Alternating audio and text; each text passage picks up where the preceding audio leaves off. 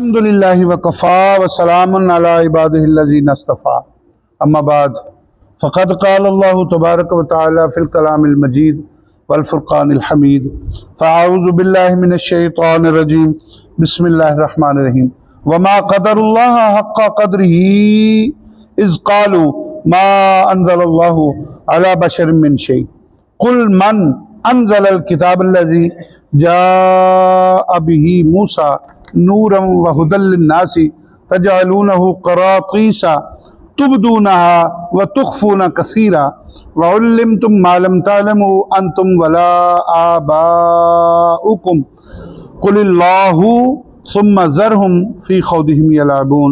सदक़ल्लाहुल अज़ीम। आयत नंबर 91 सूरह इनाम 7वां पारा और 17वां रुकू। अल्लाह वहदहु ला शरीक ने इरशाद फरमाया, और यहूद ने अल्लाह की कदर न जानी जैसे चाहिए थी। जब बोले अल्लाह ने किसी आदमी पर कुछ नहीं उतारा, तो मेरे हबीब सल्लल्लाहु अलैहि वसल्लम आप फरमाओ किसने उतारी वो किताब जो मूसा लाए थे, रोशनी और हदायत लोगों के लिए, जिसके तुमने अलग अलग कागज बना लिए, जाहिर करते हो और बहुत सा छुपा लेते हो, और तुम्हें वो सिखाया जाता है न तुमको मालूम था न तुम्हारे बाप दादा को। अल्लाह कहो फिर उन्हें छोड़ दो उनकी बेहूदगी में खेलता। यह है मुअज़्ज़िज़ीन किराम तर्जुमा इस आयत पाक का। हिजरत से पहले का यह वाक़या है। मुशरिकीन मक्का ने, कुफ़ार ने मिलकर एक प्रोग्राम तरतीब दिया। यहूदियों का एक आलम बड़ा ज़बरदस्त था, उसका नाम था मालिक इब्न सैफ। इब्न सैफ स्वाद से, सीन से नहीं। तो बड़ा ज़बरदस्त आलम था और बुलंद पाया का और सबसे बड़ा आलम था। उन्होंने सोचकर मुनाजरे का टाइम फिक्स करवाया, उसको बुलवाया मालिक इब्न सैफ को कि तू आकर इस हस्ती से जिसका नाम मोहम्मद रसूलुल्लाह सल्लल्लाहु अलैहि वसल्लम, इससे मुनाजरा कर और सवालात जवाबात हों, जवाब ना आए तो कुछ ऐसा पूछ, कुछ ऐसी बात कर जिसका जवाब ही ना आए तो ये शर्मिंदगी हो और मुसलमान जो बन रहे हैं वो रुक जाए। मालिक इब्न सैफ आ गया। अच्छा, पहले ये बता दूं कि मालिक इब्न सैफ बड़ा मोटा आदमी था, बड़ा, सबसे बड़ा पादरी था इनका, यहूदियों का जो राहब था, बड़ा, बहुत बड़ा राहब था, बहुत बड़ा पादरी था, बल्कि सबसे बड़ा था। हर कोई उसे अपना पेशवा मानता था। अब रसूलुल्लाह सल्लल्लाहु अलैहि वसल्लम के सामने आ गया। अब इससे पहले कि वो बात करता, अल्लाह के रसूल सल्लल्लाहु अलैहि वसल्लम ने इरशाद फरमाया, ओ मालिक इब्न सैफ, तुझे तौरात आती? सरकार का सवाल देखिए, तुझे तौरात आती? उसने कहा इस वक्त पूरी दुनिया में मुझसे बड़ा तौरात का आलम कोई नहीं। सरकार ने इरशाद फरमाया, ठीक, अगर तुझे तौरात आती है तो फिर मुझे बता, क्या अल्लाह ने यह इरशाद तौरात में नहीं फरमाया कि अल्लाह मोटे आदमी को पसंद नहीं करता? कैसी बात है ये, मेरे रसूल की दलील देखें। ये इल्म मुस्तफ़ा है, ये मेरे रसूल का इल्म है। मेरा रसूल तो कब्र पर जाए तो फरमा देता है इस कब्र वाले को किस लिए अजाब हो रहा है। ये तो बड़े दीवाने हैं, पागल हैं वो लोग, अक्ल से आरी हैं, जो मेरे रसूल की जात पर अटैक करने की कोशिश करते। अक़ायद आलम सल्लल्लाहु अलैहि वसल्लम ने इरशाद फरमाया, बोल भाई बोल मालिक इब्न सैफ, दुनिया इकट्ठी है, यहूदी भी खड़े हैं, मुसलमान भी खड़े हैं। आका इरशाद फरमाते हैं, बोल भाई, क्या तौरात में ये आयत मौजूद नहीं कि अल्लाह ने इरशाद फरमाया मैं मोटे आदमी को पसंद नहीं करता? कहने लगा जी है। सरकार ने इरशाद फरमाया, चल फिर पहले अपना ईमान साबित कर, तेरा ईमान तो जाता रहा, तू तो बहुत मोटा है, पहले अपना ईमान साबित कर फिर आके मुझसे बात कर।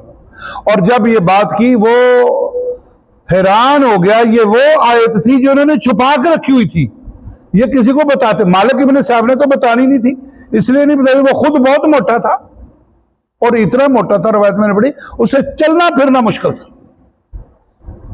तो जब ये बात की, उसने देखा इर्द गिर्द कि यार अब तो मसला गड़बड़ हो गया, तो उसने सैयदना उमर फारूक रज़ियल्लाहु तआला अन्हु की तरफ देखा और देख कर कहने लगा कि अल्लाह ने किसी बंदे पर कोई किताब नहीं नाज़िल की। यह मालिक इब्न सैफ ने कह दिया।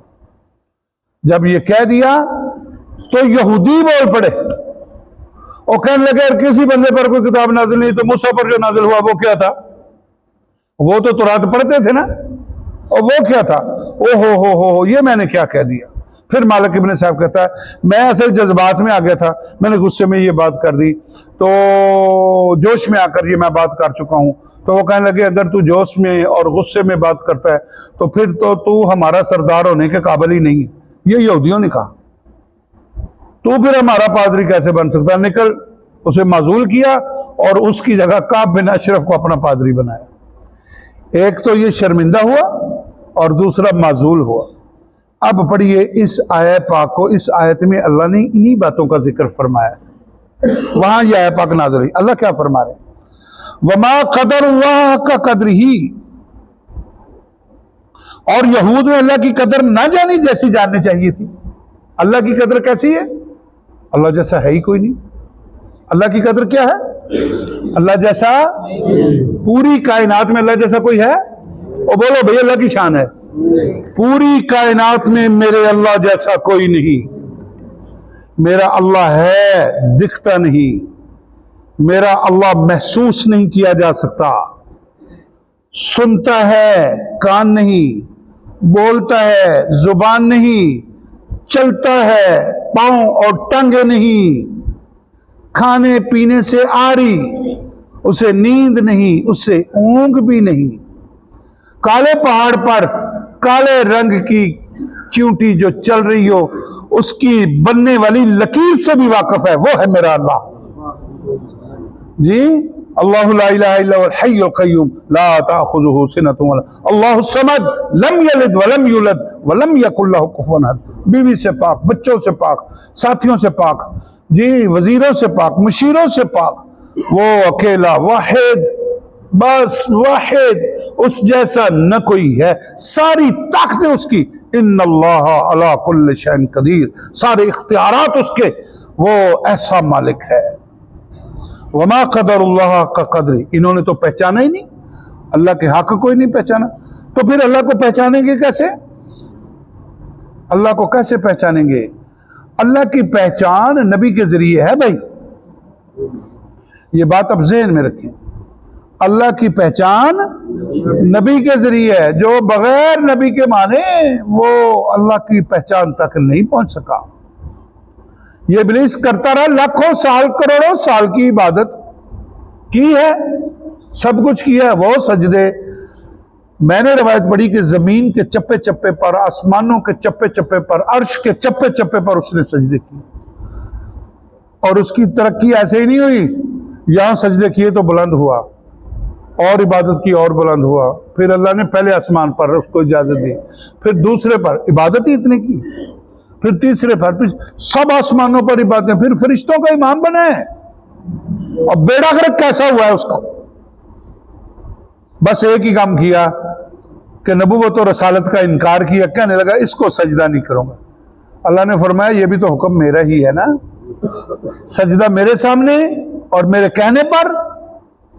और अब मैं तुझे कह रहा हूं सजदा इसको कर, और वो भी मेरे कहने पर। तू नहीं करता, मेरे नबी को नहीं मानता, दफा दूर, मरदूद बारगाह इलाही हुआ। तो वमा क़दरुल्लाह का क़द्री। अल्लाह को पहचानो जैसे उसको पहचाने का हक है। यहूद ने नहीं पहचाना। इस क़ालू मा अंज़लल्लाहु अला बशर मिन शै। मोटे ने कह दिया, वो मोटा बोला मालिक इब्न साहब, जब बोले अल्लाह ने किसी आदमी पर कुछ नहीं उतारा। जब ये काफिर बोले, जब ये यहूदी बोले, ये मालिक इब्न साहब की बात हो रही, उसने कहा अल्लाह ने किसी पर कुछ नहीं उतारा। जब उसने सैयदना उमर फारूक रज़ियल्लाहु अन्हु की तरफ मुंह किया, मुंह करके कहने लगा किसी पर कुछ नहीं उतारा। तुम कहते किसी पर अल्लाह ने, किसी इंसान पर कुछ नहीं उतारा। कुल मन अनज़लल किताब अल्लज़ी जाअ बिही मूसा नूरन व हुदल लिन्नास। तो फरमाओ मेरे हबीब इनसे पूछो, इससे पूछो, इससे पूछो, इस मोटे से पूछो, अगर किसी पर कुछ नहीं उतारा तो किसने उतारी वो किताब जो मूसा अलैहिस्सलाम लेकर आए थे, जो रोशनी भी थी और हदायत भी थी लोगों के लिए। लेकिन ये ज़हन में रखिएगा, ये तौरात रोशनी भी थी और हदायत भी थी, लेकिन तब थी अब नहीं। ये बात ध्यान में रखनी है। ये तब थी, ये हदायत उस वक्त भी सबके लिए नहीं थी। आज तो ये है ही नहीं ना। आज हदायत, नूर, सब कुछ जो है ये कुरान पाक है। तब थी, अब नहीं। तो अल्लाह ने इरशाद फरमाया, अल्लाह के रसूल सल्लल्लाहु अलैहि वसल्लम से अल्लाह इरशाद फरमाया, मेरे हबीब से पूछो कि अगर किसी बंदे पर कुछ नाजिल नहीं किया, किसी अल्लाह ने किसी पर कुछ भी नाजिल नहीं किया, तो फिर ये मूसा अलैहि सलाम पर जो तौरात है वो किधर से आई? और तौरात कौन सी?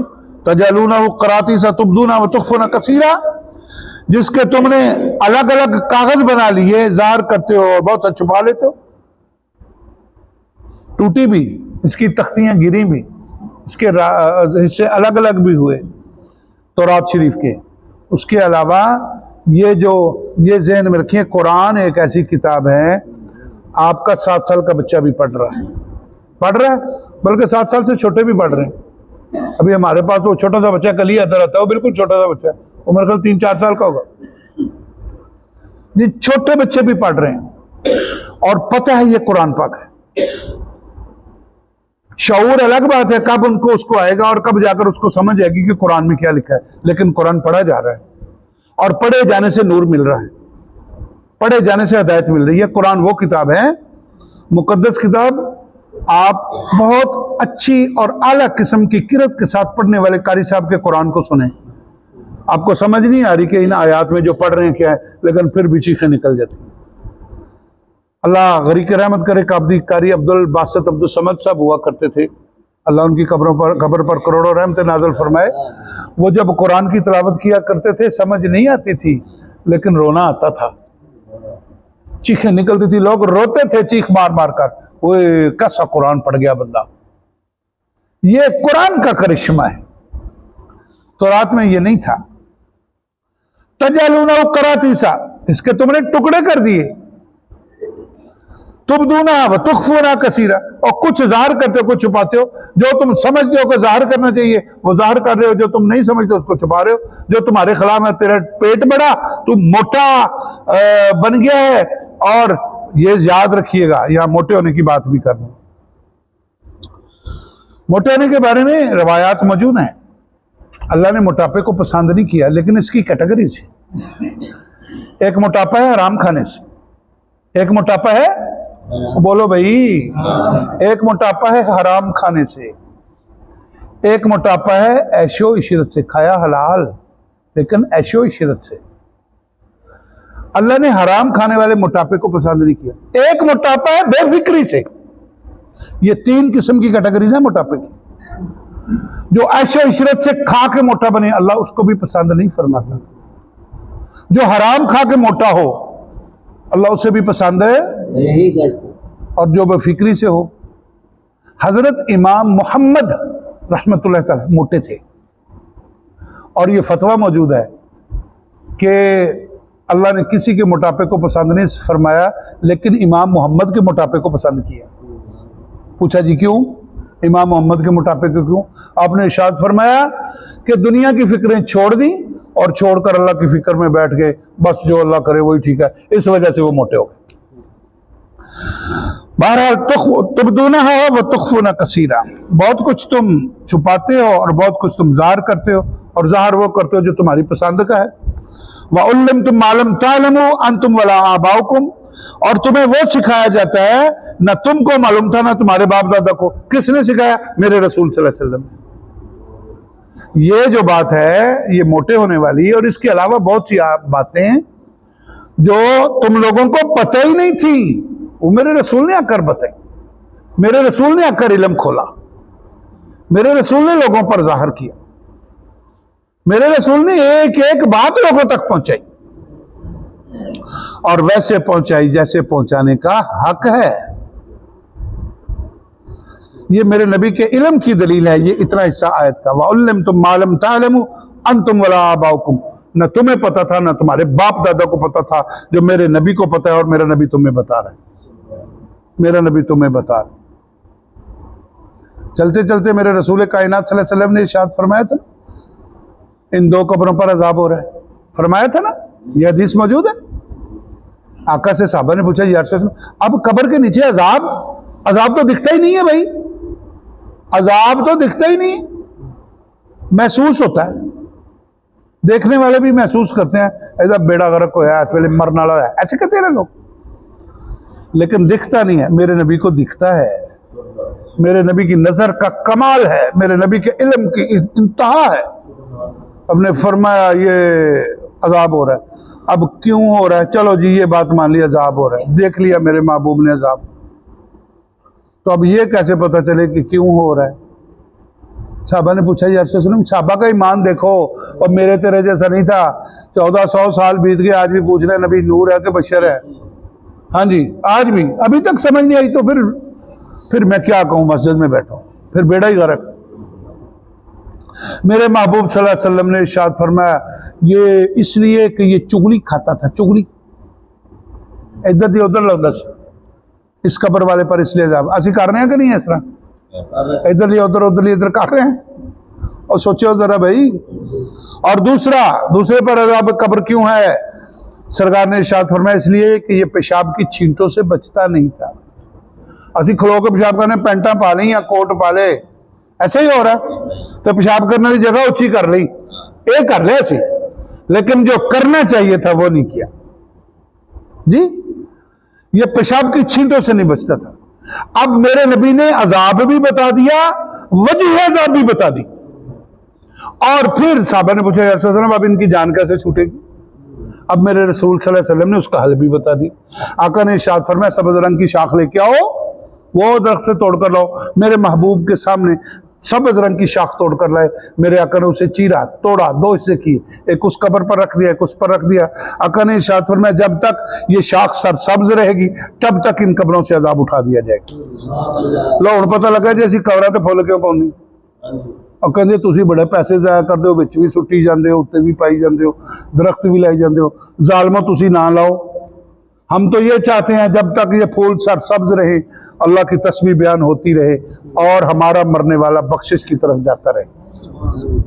अच्छा बहरहाल, तो वअल्लमतुम मा लम तअलमू अंतुम वला आबाउकुम, और नहीं वो सिखाया जाता, तुम्हें वो सिखाया जाता है और न तुमको मालूम था ना तुम्हारे बाप दादा को, ये सब कुछ सिखाया मेरे रसूल ने आकर।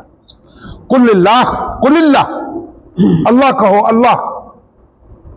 सुम्मा ज़रहुम फी खौदिहिम यलअबून, फिर उन्हें छोड़ दो उनकी बेहूदगी में खेलता।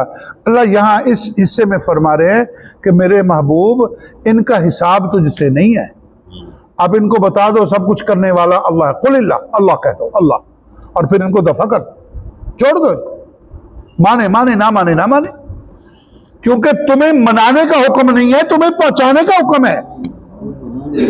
मनाने का हुक्म नहीं है, पहुंचाने का हुक्म है। मैं यहां बात आप तक पहुंचाने आया हूं, आपको मनाने नहीं आया। और बहुत सारे बंदे यहां किसी न किसी मसले को ऐसा वो मानता ही नहीं हो, नहीं करते नहीं। कभी मेरी ड्यूटी ये तो नहीं है कि मैं मनाऊं, मैं तो बता सकता हूं कि नमाज पर जब खड़े हों तो पांव सीधे होने चाहिए, जब नमाज के लिए आना है तो ऐसे खड़ा होना चाहिए, कपड़े ऐसे होने चाहिए, वक्त पर होनी चाहिए, लेकिन मैं डंडा तो नहीं मार सकता ना भाई। अल्लाह ने यही शायद अपने महबूब से फरमाया, ये नाउज़ुबिल्लाह कोई मिसाल जोड़ती बनती नहीं है, लेकिन समझाने के लिए कह रहा हूं। अल्लाह ने इरशाद फरमाया मेरे हबीब तू इनको मनाने के लिए नहीं आया, तो इन तक पहुंचाने के लिए आया है। मानेगा वही जिसके दिल में अल्लाह ने हिदायत का नूर रखा है, मानेगा वही। और आप शुक्र अदा किया करें कि हम उन लोगों में हैं जो मान कर बैठे हुए, शुक्र अदा किया करें, मान कर बैठे हैं और मानते हैं और दुआ करते हैं अल्लाह हमें मानने वालों में ही हमेशा रखना। जब इस दुनिया से जाएं तो मानने वालों की सफ में जाएं, फिर बात बनेगी भाई।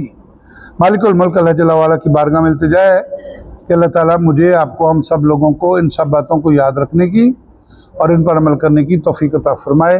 वमा अलैना इल्लल बलाग।